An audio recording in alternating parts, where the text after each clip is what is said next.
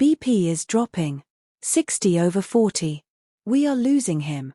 The shout cut through the sterile air of the trauma unit at Asan Medical Center. It was 2 a.m. in Seoul, a time when the city slept but the hospital screamed. Dr. Zara Adebayo didn't flinch. She was already moving, her gloved hands slick with blood that wasn't hers. In the chaos of the ER, she was a calm storm. She snapped orders in fluent, rapid-fire Korean, her voice commanding enough to silence the panic rising in the junior nurses. Clamp. Now, Zara ordered, her eyes locked on the torn artery in the man's shoulder. Suction. Don't let him drown in his own blood. Dr. Adebayo, the patient's heart rate is erratic, Nurse Choi stammered, looking at the monitor. Should we defib? No, Zara said, her fingers working with the precision of a pianist.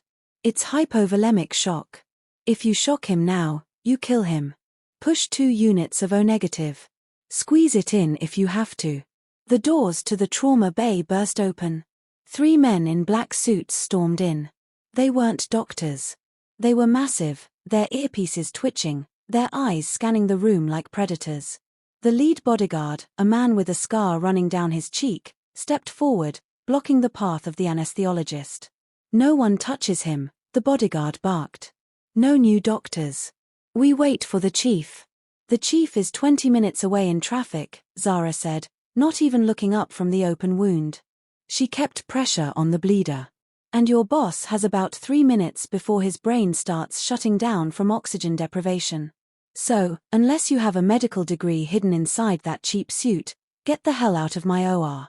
The room went silent. The nurses gasped. No one spoke to the Baek family security detail like that. The bodyguard took a step toward her, his hand reaching inside his jacket. Do you know who this is? If he dies. If he dies, it's on you, Zara snapped, finally looking up. Her dark eyes, framed by her surgical cap and clear protective glasses, burned with an intensity that made the large man pause. I am trying to save his life. You are wasting my time. Step back. Now. Whether it was the authority in her voice or the sheer audacity of a foreign doctor commanding a Korean enforcer, the man hesitated. He stepped back. Keep him alive, the bodyguard growled. Or you won't leave this room. Zara ignored the threat. She focused entirely on the patient. Beneath the blood-soaked, custom-tailored Italian shirt that had been cut open, lay a man of terrifying beauty. Even pale from blood loss, his bone structure was sharp enough to cut glass. High cheekbones, a strong jawline, and jet-black hair that had fallen across his forehead. This was Baek Do-yun, the CEO of Baek Industries. The Ice King of Seoul. Scalpel, Zara whispered. For the next hour, the world narrowed down to the tip of her blade. She retrieved the bullet, stitched the artery, and stabilized the pressure. She worked until the sweat was running down her spine, soaking her scrubs. When the monitors finally settled into a steady, rhythmic beep beep, beep, beep, Zara finally exhaled. He's stable, she announced. Get him to the VIP recovery wing. Keep the guards outside. As the nurses moved to transfer him, Zara began to peel off her blooded gloves. But just as she turned to leave, a hand shot out. It was weak, trembling, but the grip was iron. Zara gasped, spinning around. Baek Do-yun was awake. His eyes were half open, clouded with anesthesia and pain, but they were locked onto her. Dark, abyssal eyes that seemed to pull her in. Don't. His voice was a rasp, barely a whisper. Zara leaned in instinctively, checking his pupil dilation. Mr. Baek. You're safe. The surgery was successful. He didn't let go. His fingers tightened around her wrist, his pale skin contrasting sharply against her deep, rich complexion. He wasn't looking at the nurses or the guards hovering at the door. He was looking only at her. Don't leave, he breathed out, his gaze tracking a bead of sweat rolling down her temple. You saved me. I did my job, sir, Zara said softly, trying to gently pry his fingers loose. You need to rest. Name, he demanded, the single word costing him energy. Dr. Adebayo, she said. Zara, he corrected, reading the ID badge clipped to her scrubs. He said her name as if testing the weight of it on his tongue. Zara. The way he said it sent a shiver down her spine that had nothing to do with the air conditioning. It felt intimate. Possessive. "Rest now, Mr. Baek," she said firmly, finally pulling her hand away. The loss of contact made her skin tingle. He watched her walk away, his eyes fighting the heaviness of the drugs, refusing to close until she was out of sight. 45 minutes later, Zara slumped against the metal lockers, sliding down until she hit the floor. Her legs were shaking. The adrenaline dump was hitting her hard. She pulled out her phone. 3 missed calls from her mother in Lagos. A text from the university bursar, second warning, outstanding tuition payment due within 48 hours. Zara closed her eyes and rubbed her temples. Being a surgical resident at the top hospital in Korea was prestigious, but it didn't pay enough to cover international tuition fees and her family's medical bills back home. She was drowning. She was brilliant, exhausted, and broke. "Hey, Dr. Z," a voice called out. It was Nurse Minute, peeking around the corner. "That was insane out there. You stood up to the Baek security? You're a legend." Zara forced a smile, standing up and opening her locker. "I'm just tired, Minute. I need to go home." "Home? It's Friday night." Minute laughed. "You're always going home. You need to get a life, Zara. Find a boyfriend. Maybe a rich chaebol heir like the one you just patched up." Zara laughed, a dry, humorless sound. "Men like Baek Do-yun don't date women like me, Minute. They employ us." "You never know," Minute winked and left. As soon as the door closed, Zara's demeanor changed. The exhaustion didn't leave, but her focus sharpened. She reached into the back of her locker and pulled out a different bag. She stripped off the blue scrubs, revealing her smooth, dark skin. She applied a layer of shimmer lotion, the scent of jasmine and sandalwood replacing the smell of antiseptic. She pulled on a deep emerald green silk dress that hugged every curve of her body, the slit riding high up her thigh. Next came the wig, a sleek, waist-length bob with bangs that framed her eyes. Then, the red lipstick. Deep, blood red. Dr. Adebayo disappeared. Z stared back from the mirror. She checked the time. 3:30 a.m. She had a 2-hour set at the Velvet Room, the most exclusive underground jazz lounge in Gangnam. The tips from one night there were worth 2 weeks of residency pay. She grabbed her bag and slipped out the back exit, avoiding the cameras. Before we follow Zara into the night, if you are enjoying this story so far, please take a second to hit that subscribe button and turn on notifications. You do not want to miss the twist coming up in the next minute. The Velvet Room smelled of expensive cognac and old money. The lighting was low, amber and gold, designed to make everyone look beautiful and secretive. Zara walked through the staff entrance, nodding to the bouncers who knew her only as Z. "You're late, Z," the manager, Mr. Han, hissed, checking his watch. "The VIP booth is demanding music. Someone is in a mood tonight." "I'm here, aren't I?" Zara replied, her voice dropping an octave, becoming sultry and smooth. This was her armor. "Get me a glass of water. I'll be on stage in 2. She stepped out from behind the curtain, the spotlight hitting her. The chatter in the room died down. She was a vision, a stark, stunning contrast to the usual faces in Gangnam. She adjusted the microphone stand, her long fingers caressing the metal. The piano player started a slow, jazzy rendition of "I Put a Spell on You." Zara began to sing.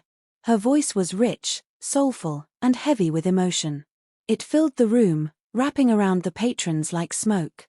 As she sang the chorus, her eyes scanned the dark VIP booths in the back.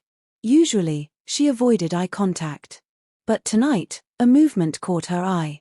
In the center booth, sitting alone with a bottle of whiskey that was half empty, was a man.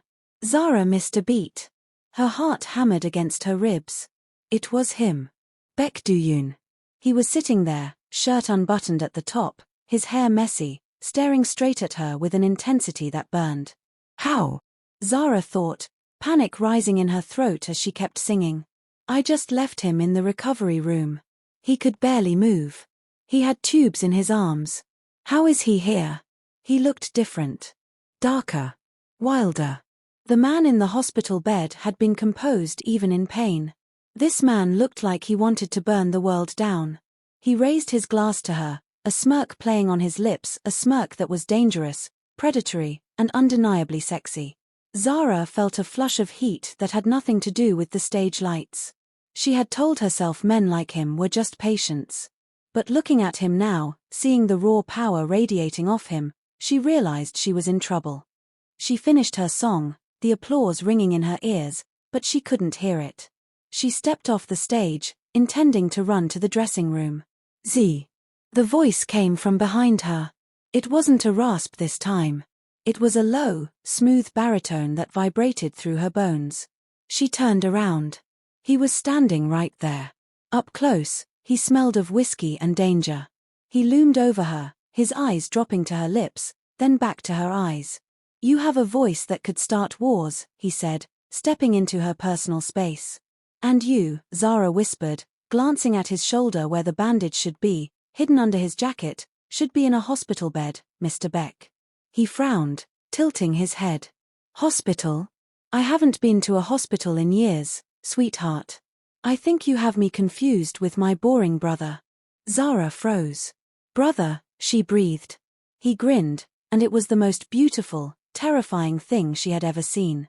"I'm Du-hwan," he whispered, leaning down so his lips brushed her ear. "The evil twin." Zara laughed, a breathless, incredulous sound that was lost in the thump of the bass vibrating through the floorboards. She shook her head, the heavy fringe of her wig swaying. "Du-hwan? The evil twin?" She stepped closer, her medical instincts warring with the sudden, magnetic pull she felt toward him. "That is a terrible lie, Mr. Baek. I literally had my hands inside your chest 4 hours ago. You are high on anesthesia and you've managed to escape your security detail. You are ripping your stitches right now, aren't you?" The man who called himself Du-hwan blinked, his dark, heavy-lidded eyes widening slightly. He let out a low, rough chuckle that sounded like gravel grinding together. He leaned back against the plush velvet wall of the corridor, spreading his arms wide. "You think I'm him," he slurred slightly, the whiskey thick on his breath. "You think I'm the golden boy? The perfect CEO? I think you are a patient who is acting like a child," Zara scolded, her voice dropping the sultry Z persona and slipping back into Dr. Adebayo. She reached out, her hand hovering over his left shoulder where the bullet wound should be. "Let me check the dressing. If you're bleeding through your shirt, I'm dragging you back to Asen myself." As her fingertips brushed the fabric of his jacket, he moved. Faster than a drunk man should. His hand shot out and clamped around her wrist, pinning it against the wall next to his head.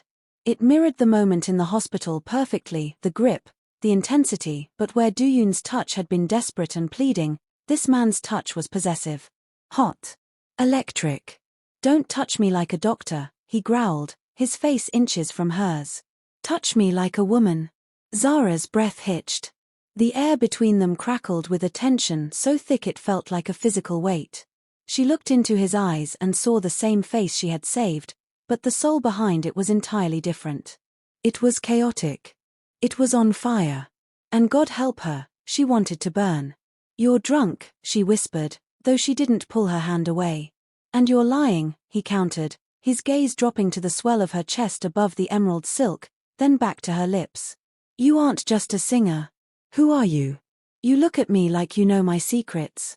"I know you almost died tonight," she said softly, convinced that this was just the trauma talking, that Do-yun was acting out to cope with the brush with death. She felt a surge of protectiveness. She wanted to comfort him, to soothe the wildness in his eyes. "You need to rest." "I don't want rest," he murmured, leaning in until their noses brushed. "I want to forget. Help me forget, Z." He didn't wait for permission. He crashed his lips onto hers. It wasn't a gentle kiss. It was a collision. It tasted of expensive scotch and raw desperation. Zara gasped, her hands instinctively clutching the lapels of his jacket to steady herself. She expected to push him away, to be the professional, responsible doctor. But Z didn't push him away. Z melted into him. His tongue swept into her mouth, claiming her with a hunger that made her knees weak. He groaned low in his throat, a vibration she felt against her own chest. He tasted like trouble. He tasted like a mistake she was dying to make. He pulled back just an inch, both of them panting. "My sweet," he demanded, his voice rough. "Upstairs. Now." "Mr. Baek, your injury." Zara protested weakly, her brain screaming danger, while her body screamed yes. "Screw the injury," he growled. He grabbed her hand, interlacing their fingers, and pulled her toward the private elevator at the back of the club. The ride up was a blur of hands and heat. He pinned her against the mirrored wall of the elevator, his hands roaming over the silk of her dress, learning the curves of her body as if he were memorizing a map. Zara felt her double life crumbling. In this elevator, she wasn't the doctor or the singer. She was just a woman, alive and wanting, in the arms of the most powerful man in Seoul. When the doors opened to the penthouse suite, he didn't turn on the lights. The city glow from the floor-to-ceiling windows provided the only illumination, casting long, blue shadows across the king-sized bed. He kicked the door shut and pulled her to him. "Tell me to stop," he challenged her, his hand sliding down to cup her hips, pulling her flush against his hardness. "Tell me to stop, and I will walk away." Zara looked up at him. She saw the pain in his eyes, a deep, ancient loneliness that matched her own. She thought of her empty apartment, the endless bills, the cold, sterile hospital lights. She looked at this man, who she thought was the stoic CEO, breaking apart in her arms, and she made her choice. "Don't stop," she whispered. He didn't. He lifted her effortlessly, carrying her to the bed. The night became a haze of skin on skin. He wasn't gentle. He was a storm. He worshipped her body with a fervor that bordered on religious. He stripped the emerald dress from her body, his eyes darkening as he took in her dark skin against the white sheets. "Beautiful," he breathed, almost angry with how much he meant it. "You are the only real thing in this city." Zara lost herself in him. She ran her hands over his chest, expecting to feel the thick gauze of the bandages she had applied hours ago.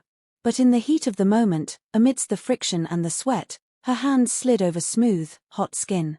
Her mind was too hazy with pleasure to register the discrepancy. She was too busy arching into his touch, gasping his name. "Do-yun," she moaned into the darkness. He froze for a split second, his muscles tensing beneath her palms. But then he drove into her harder, punishing her, or perhaps himself, for the name on her lips. "Say my name," he gritted out, his voice guttural. "Who am I?" "You're the king," she gasped, her nails digging into his back. "Damn right," he growled. They moved together until the city lights blurred into streaks of gold and neon. 4 hours, there was no mafia, no hospital, no debt, no danger. There was just the friction of bodies and the intertwining of two lonely souls finding solace in the dark. When exhaustion finally claimed them, Zara fell asleep curled against his chest, her head resting on the steady rhythm of his heart. She felt safe. For the first time in years, she felt completely, utterly safe. Sunlight hit her face like a physical slap. Zara groaned, turning over and burying her face in the pillow. The scent of sandalwood and expensive cologne filled her nose, triggering a rush of memories from the night before. The club. The whiskey. The elevator. The sex. Her eyes snapped open. Oh my God. She sat up, clutching the sheet to her chest. The room was massive, screaming of wealth. Modern art on the walls, silk carpets, a view of the Han River that cost millions. But the bed beside her was empty. "Mr. Baek," she called out, her voice raspy. Silence. She looked around. Her emerald dress was folded neatly on a chair nearby.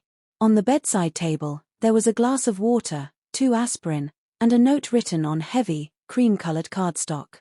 Her heart pounding, Zara reached for the note. The handwriting was messy, jagged, aggressive. "Doc. You're dangerous. I haven't slept like that in a decade. Don't come looking for me. It's better for both of us. D." Zara stared at the initial. D. Do-yun. She let out a breath she didn't know she was holding. He was gone. Of course he was gone. He was a CEO with an empire to run and a reputation to uphold. Last night was a lapse in judgment. A moment of weakness. She felt a pang of disappointment, sharp and stinging in her chest. She had thought, She had hoped that the connection she felt wasn't just physical. Get it together, Zara, she muttered to herself, throwing off the covers. You are a professional. He is a patient. This never happened. She dressed quickly, fixing her wig and checking her phone. 10 a.m. She was late for her rounds. She rushed out of the hotel suite, hailing a taxi on the street below. She changed in the hospital locker room with record speed, scrubbing the makeup off her face, hiding Z away, and putting Dr. Adebayo back on. She walked onto the VIP floor, her heart racing. She had to check on him. She had to make sure he hadn't torn his stitches during their activity. She prepared her face, practicing a neutral, professional expression. She knocked on the door of Suite 404. Enter, a cold voice called out. Zara stepped inside. Baek Do-yun was sitting up in the hospital bed, wearing a fresh pair of silk pajamas. He had a laptop open on his tray table. He looked pale, composed, and utterly freezing. Good morning, Mr. Baek, Zara said, her voice trembling slightly. She walked to the side of the bed, waiting for him to look at her. Waiting for a smirk, a wink, a hint of the man who had ravaged her hours ago. Do-yun looked up over the rim of his reading glasses. His eyes were flat. Empty. Who are you? He asked. Zara blinked. It's Dr. Adebayo. I performed your surgery last night. And later. She lowered her voice, checking the door. At the club. Do-yun frowned, closing his laptop with a sharp click. Club. Dr. Adebayo, I have been in this bed, unable to move without morphine, for the last 8 hours. The nurses have been checking my vitals every 30 minutes. Zara felt the blood drain from her face. But I saw you. You were at the Velvet Room. I haven't left this room, Do-yun said, his voice clipped and irritated. If you are suggesting I broke protocol, check the security logs. He wasn't lying. She could see it in his eyes. He was genuinely confused. And annoyed.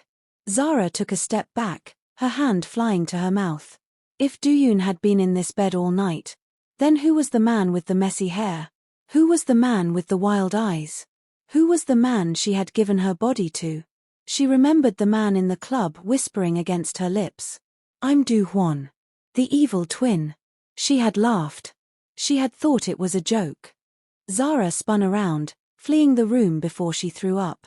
She ran to the nurse's station, her hands shaking as she grabbed the nearest tablet. She typed into the search bar, Baek family. The results loaded instantly. The Twin Dragons of Seoul.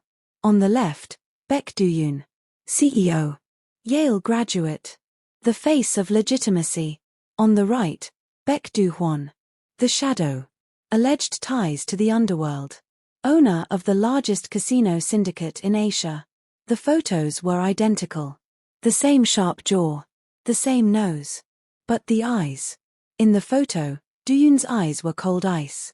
In the photo, Du-hwan's eyes were burning fire. Zara dropped the tablet on the desk with a loud clatter. The realization hit her like a physical blow to the gut. She had saved one brother. And she had slept with the other. And now, she was trapped between them.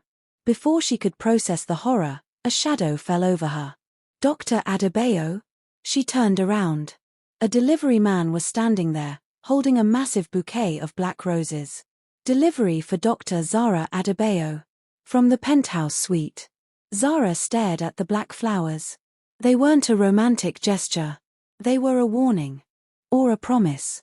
She reached into the bouquet and pulled out the card.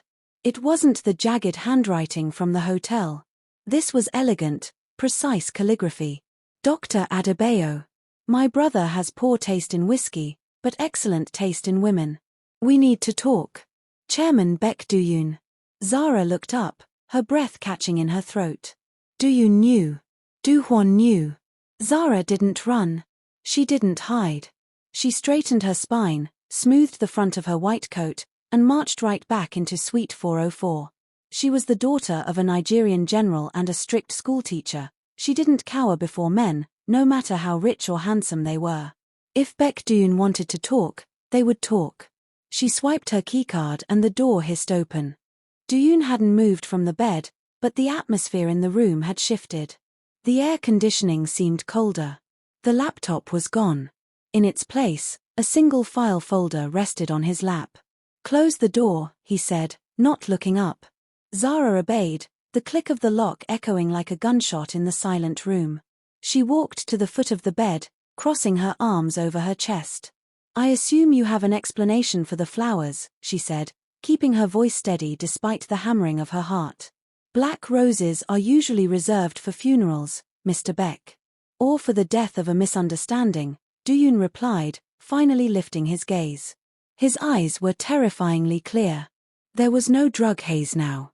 This was the CEO who ate competitors for breakfast. He studied her face as if she were a complex equation he was trying to solve.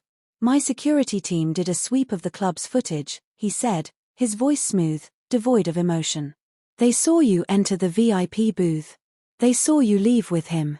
They saw you enter the elevator." Zara felt heat rise up her neck. "I thought it was you. I thought you had escaped the hospital." "I know," Do-yun cut in. He leaned forward slightly, wincing as the movement pulled on his stitches. "That is the only reason you are still employed at this hospital, Dr. Adebayo. Because you thought it was me." He let the words hang in the air. The implication was heavy. "You wanted me. You gave yourself to him because you thought you were giving yourself to me." "It was a mistake," Zara said firmly. "I was confused. The likeness is uncanny. We are monozygotic twins," Do-yun said dryly. "The likeness is genetic.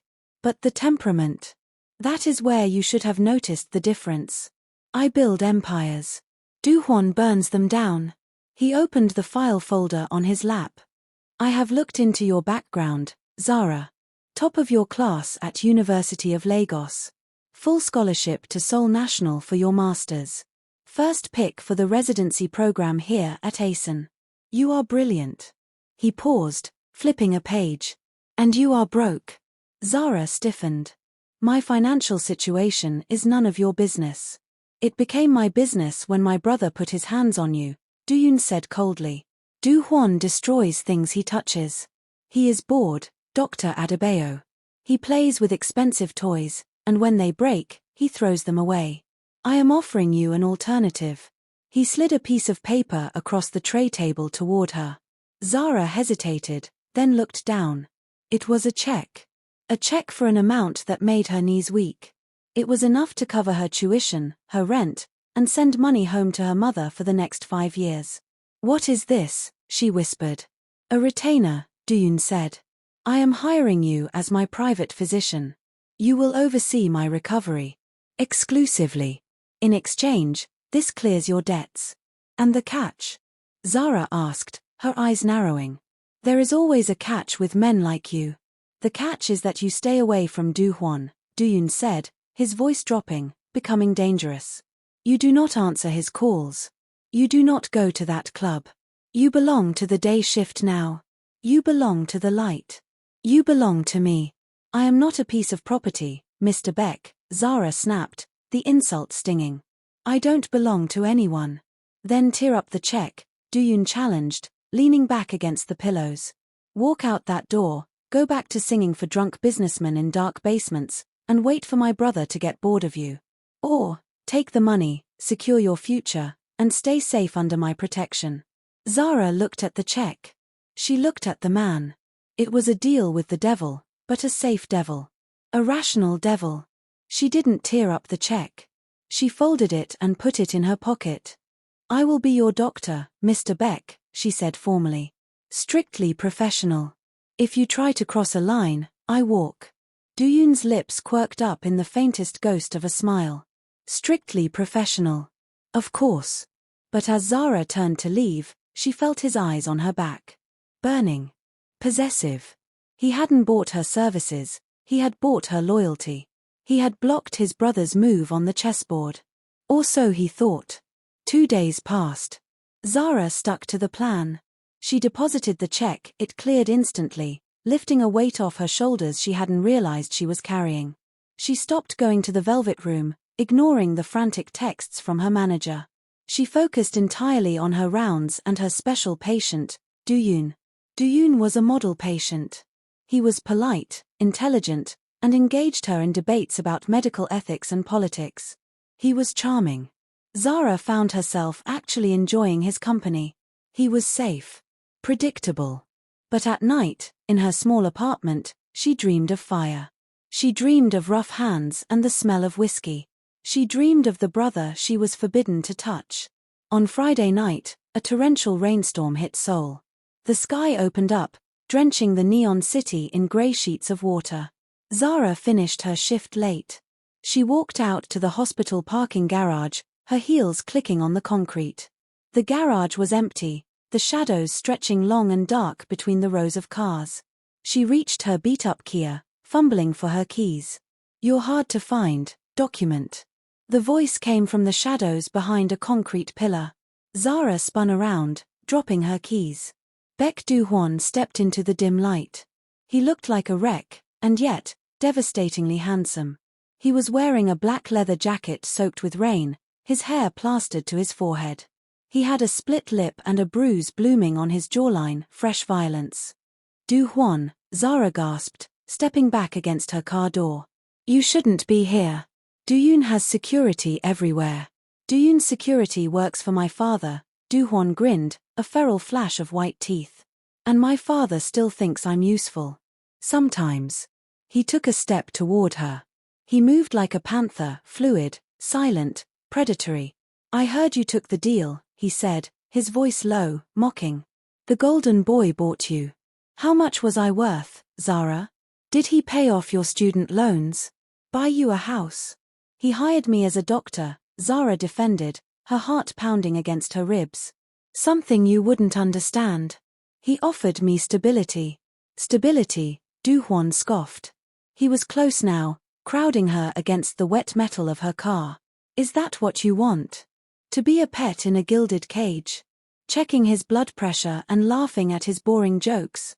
He treats me with respect," Zara shot back. "Unlike you. You used me." "I worshipped you," Du-hwan corrected, his voice dropping to a raw whisper. He slammed his hand against the car window next to her head, boxing her in. "I showed you who you really are. You aren't the polite Dr. Adebayo. You're Z. You're fire. You felt it. Don't lie to me." He lowered his head, sniffing the hollow of her neck. He smelled of rain, cigarettes, and trouble. "Go away, Du-hwan," Zara pleaded, though her body betrayed her. She leaned into him slightly. "I promised him." "You promised the head," Du-hwan murmured, his lips brushing the sensitive skin below her ear. "But the heart? The body? They don't listen to promises." He reached into his jacket and pulled out something. It wasn't a weapon. It was a small, velvet box. "He gave you a check," Du-hwan said, shoving the box into her hand. "I brought you this." Zara opened it with trembling fingers. Inside sat a necklace, a single, uncut ruby suspended on a gold chain. It looked like a drop of blood. It was raw, unpolished, and incredibly valuable. "It's real," Du-hwan said. "Like us. Rough around the edges, but real." "I can't take this," Zara said. "Keep it," he said. He stepped back, the intensity in his eyes fading into a weary sadness. "Wear it when you get tired of being perfect. Wear it when you want to remember what it feels like to be alive." He turned to walk away into the shadows. "Wait," Zara called out. She didn't know why she stopped him. It was stupid. It was dangerous.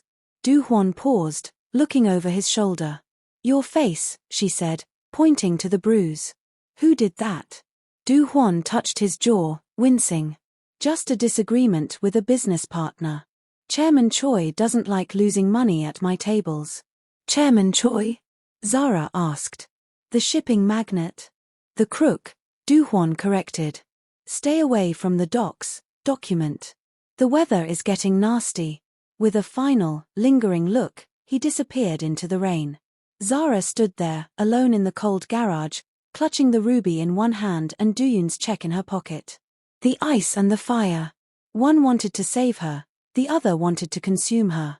And watching from a black sedan parked 3 rows away, a man with a telephoto lens lowered his camera.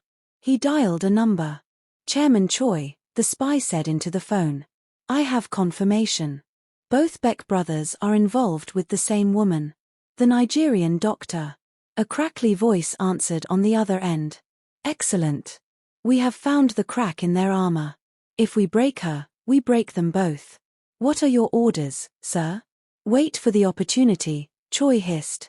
When one brother looks away, we take her. And then, we will see which dragon loves her enough to die for her. The line went dead. Zara got into her car, locking the doors. She felt a chill that had nothing to do with the rain. She looked in the rearview mirror, checking her lipstick, checking her eyes. What are you doing, Zara? She whispered to her reflection. Choose one. Before they tear you apart. But as she drove out into the stormy Seoul night, she realized the terrifying truth. She didn't want to choose. She wanted the safety of the castle, but she craved the heat of the dragon. If you are thinking Zara should run back to Nigeria right now, leave a comment saying run Zara. But we all know she can't. Because the trap has already snapped shut. The next morning, the war began in earnest. Not with guns, but with jealousy. Zara arrived at the VIP wing to find Do-yun waiting. But he wasn't in bed. He was standing by the window, fully dressed in a sharp charcoal suit. You're discharged? Zara asked, surprised. I'm checking myself out, Do-yun said, turning around. His eyes immediately dropped to her neck. Zara froze. She had forgotten. In her rush that morning, she had put on the ruby necklace. It sat against her dark skin like a burning ember. Do-yun walked over to her, his face unreadable. He reached out and touched the stone with a cold fingertip. My brother has expensive taste, Do-yun said quietly. But rubies are brittle, Zara. They crack under pressure. Diamonds are forever. It's just jewelry, Zara lied, her pulse racing. Is it? Do-yun met her gaze. Get your bag, Dr. Adebayo. You're coming with me. Coming with you? Where? To the Baek estate, Do-yun said, grabbing his coat. It's the annual gala tonight. And I need a date who can make my brother jealous enough to make a mistake. You want to use me as bait? Zara gasped. I want to show the world that you are mine, Do-yun corrected. And if Du-hwan tries to take you from me tonight, he will have to do it in front of the entire elite of Seoul. He held out his hand. Are you ready to play the game, Zara? The cameras flashed like a localized lightning storm, blinding and relentless. Zara stepped out of the sleek black limousine, her heel sinking slightly into the plush red carpet. She instinctively raised a hand to shield her eyes, but a warm, firm hand caught hers. Do-yun laced his fingers through hers, pulling her hand down to rest in the crook of his arm. Head up, Zara, he murmured, his voice a low rumble barely audible over the shouting paparazzi. Don't look at the ground. Look at them. Let them see you. Zara straightened her spine. She was wearing a gown Do-yun had selected, a floor-length masterpiece of liquid gold silk that clung to her curves like a second skin. It was modest in the front, high-necked and elegant, but the back plunged dangerously low, exposing her spine. It was a statement piece. It shouted wealth, power, and unavailability. Baek Do-yun. Mr. Baek. Who is she? The reporters screamed. Is this the mystery woman from the hospital? Look here. Look here. Do-yun ignored them all.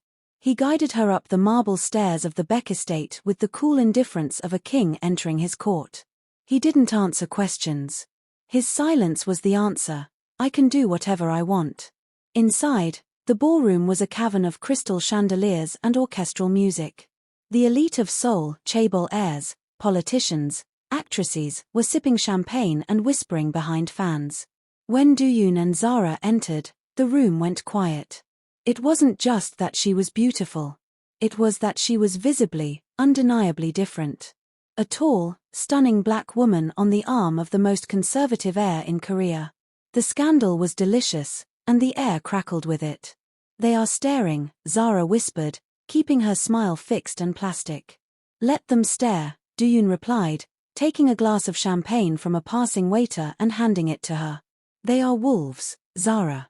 If you show fear, they bite. If you show teeth, they bow. And what are you? She asked, looking up at him. I am the hunter who feeds the wolves, he said simply. He led her through the crowd, introducing her not as his girlfriend, but as Dr. Adebayo, the surgeon who saved my life. It was a brilliant tactical move. It legitimized her presence while still leaving the nature of their relationship ambiguous enough to drive people mad. An older woman, dripping in diamonds, the wife of a banking mogul, stepped forward, eyeing Zara up and down with thinly veiled disdain. Dr. Adebayo, the woman said, her tone sugary sweet but poisonous. How exotic. I didn't know Asen Hospital was hiring foreigners for such high-level care. Did you study in Africa? Zara opened her mouth to respond, to list her credentials, but Do-yun squeezed her arm. She graduated top of her class, Do-yun cut in, his voice dropping to absolute zero. And she saved my life when your husband's private doctors were still stuck in traffic, Mrs. Park. I would be careful. If you ever have a stroke at one of these parties, she is the only person in this room smart enough to keep you breathing. Mrs. Park turned pale and scurried away. Zara looked at Do-yun, surprised. You defended me. I defend what is mine, Do-yun said, taking a sip of his drink. And tonight, you are mine. For the night, Zara corrected. We'll see, Do-yun said. Suddenly, a ripple of unease moved through the crowd near the entrance. The whispers changed tone.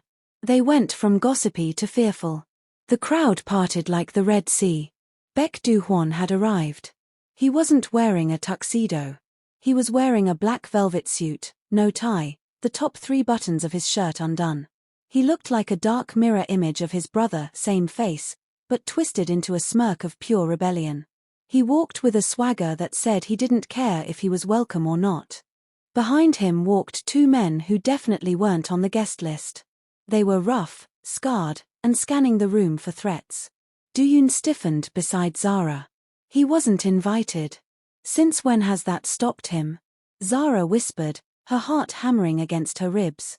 She felt the weight of the ruby necklace burning against her skin. Du-hwan spotted them immediately. His eyes locked onto Zara. He didn't look at the gold dress. He looked straight at her throat. He saw the ruby. A slow, triumphant grin spread across his face. He walked straight toward them, ignoring the gasps of the guests. He stopped 3 feet away, invading their personal bubble. Brother, Du-hwan said, his voice loud enough to carry. You forgot to send my invitation. The mail must be slow these days. This is a charity gala for the hospital board, Du-hwan, Do-yun said icily. Not a poker night. Go home. But I wanted to donate, Du-hwan laughed. He turned his gaze to Zara, his eyes dancing with mischief and hunger. Dr. Adebayo. You look expensive. Gold suits you. But I think I prefer you in emerald green. Zara stopped breathing. Emerald green. The dress she wore at the club. He was taunting them. Hello, Du-hwan, she managed to say. And look at that, Du-hwan said, stepping closer and reaching out. Before Do-yun could stop him, Du-hwan brushed his thumb over the ruby necklace. You're wearing my gift. Bold move, document. Do-yun knocked Du-hwan's hand away violently. The sound of the slap echoed in the silent ballroom. Don't touch her, Do-yun snarled. It was the first time Zara had seen the Ice King lose his composure in public. Or what? Du-hwan challenged, stepping chest to chest with his twin.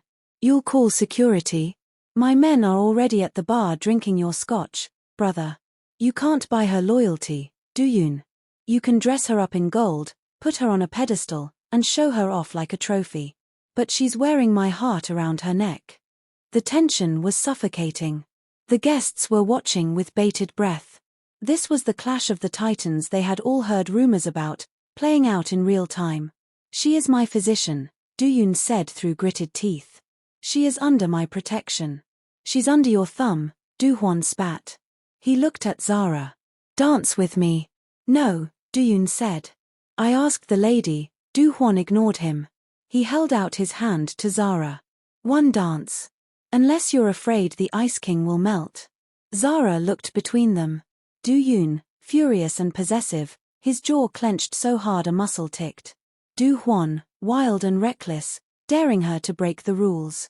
If she refused Du-hwan, he might cause a scene that would destroy the event. If she accepted, she was publicly humiliating Do-yun. But the ruby felt heavy. And the memory of the club was still fresh.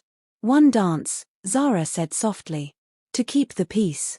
Do-yun looked at her, betrayed. Zara. Trust me, she whispered to him. She took Du-hwan's hand. He pulled her onto the dance floor. The orchestra, sensing the tension, nervously began a waltz. Du-hwan didn't hold her like a ballroom dancer. He held her close, his hand splayed possessively on the small of her back, his fingers touching bare skin where the dress plunged low.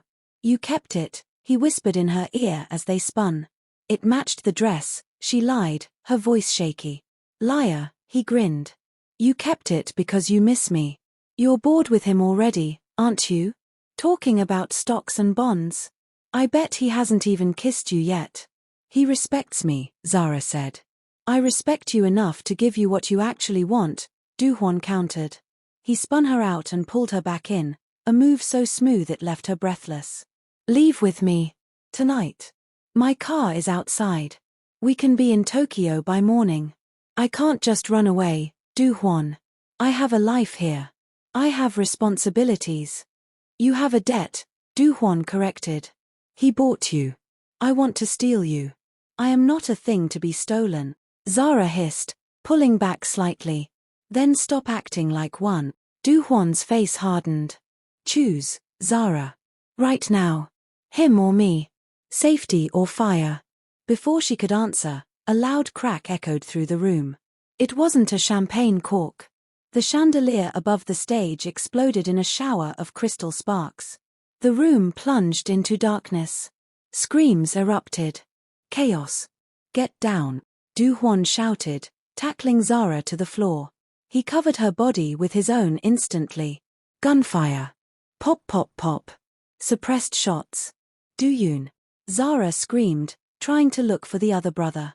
Stay down, Du-hwan roared, holding her head to the floor. In the flickering light of the emergency strobes, Zara saw figures moving in the balcony. Men in tactical gear. They weren't shooting at the crowd. They were shooting at the stage where Do-yun had been standing moments ago. They're hitting the Gala, Du-hwan cursed, reaching into his jacket and pulling out a handgun. He had brought a gun to a black tie event. Thank God. Choi. That son of a bitch. Where is Do-yun? Zara cried. I don't know, Du-hwan said, checking the magazine. He looked at her, his eyes blazing. Listen to me. You need to run. Go to the kitchen exit. My men are there. I'm not leaving without you. Or him. Zara. Du-hwan grabbed her face, his hands rough but desperate. This is a hit. If they find you, they will use you to get to us. Go. He pushed her toward the service doors. Zara scrambled up, her gold dress tearing on the glass-littered floor. She looked back one last time.